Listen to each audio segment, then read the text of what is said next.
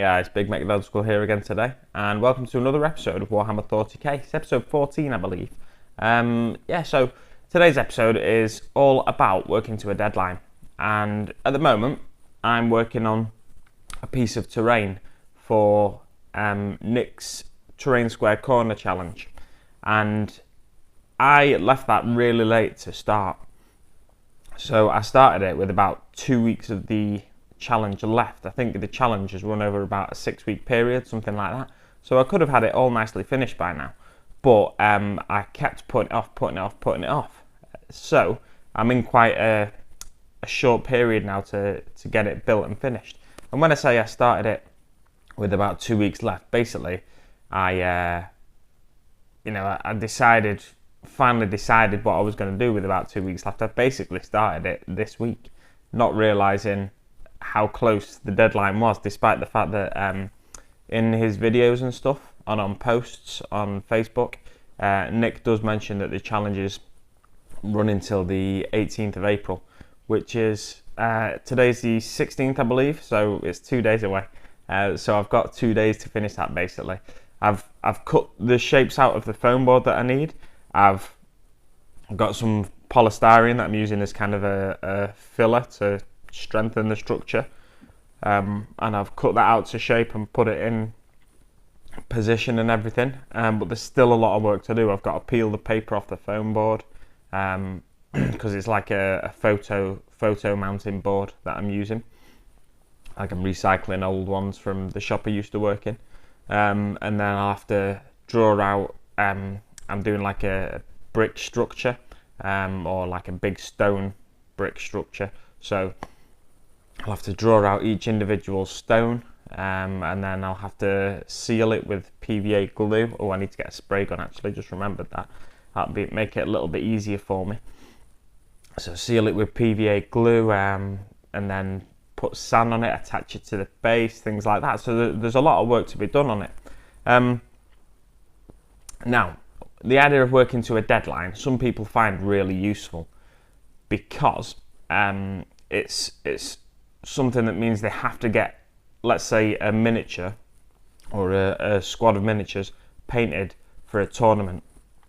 Now, some people find it really useful because they, no matter how fast they go, the painting level doesn't really drop below a certain quality.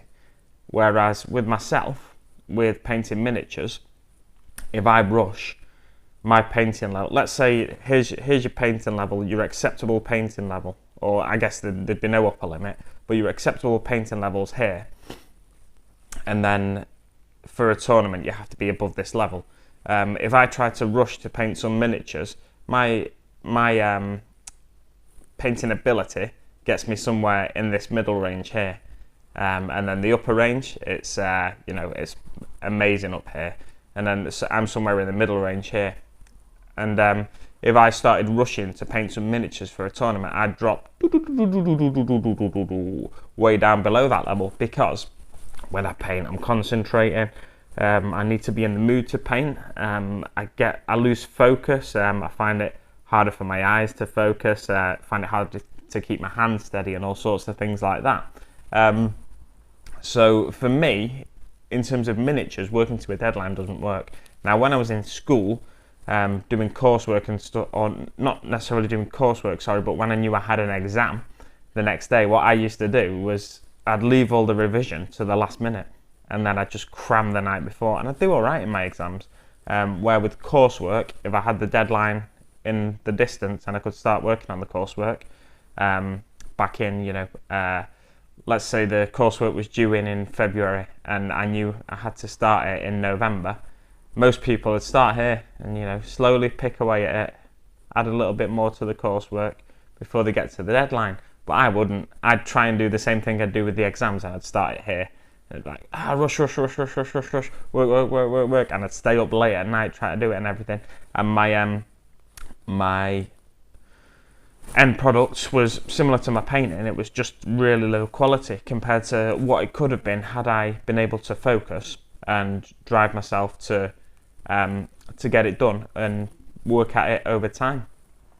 So yeah, for some people, working to a deadline really helps them, because the idea that they have to get these miniatures painted is the driving factor in getting them painted, and is the motivation they need. Now I think I have motivation to get miniatures painted, and I enjoy painting miniatures. That's why I like to take my time with it. So for me, working to a deadline doesn't work.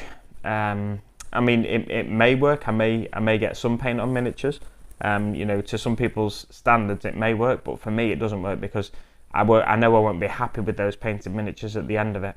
And yeah, I'd want to once that deadline's passed, I want to probably strip those miniatures and repaint them, or you know, I guess I went to Warhammer World the other day and had a game of Age of Sigmar against Craig, and one of my miniatures is painted just with base colours. So it's got wart block bronze, it's got a few browns on there, it's got flesh tones, it's got some wraps painted, and the trim on the armour and stuff like that. And if you wanted to paint to a deadline but not drop below a certain standard, you could just leave it at that stage, I suppose, rather than going in with the fine detail after that. So you can, there are ways of working round the idea that your painting level drops. You paint up to a certain level and then you stop. It's like a satisfactory level, I guess. It's never going to win any awards, but then you stop and then you revisit it afterwards, but then you've got to make sure you revisit it. Yeah, so let me know what you think in the comments below, and does painting to a deadline work for you? Thanks very much for watching, guys. We'll leave it there. It's a pretty short one today, and I will see you on the battlefield.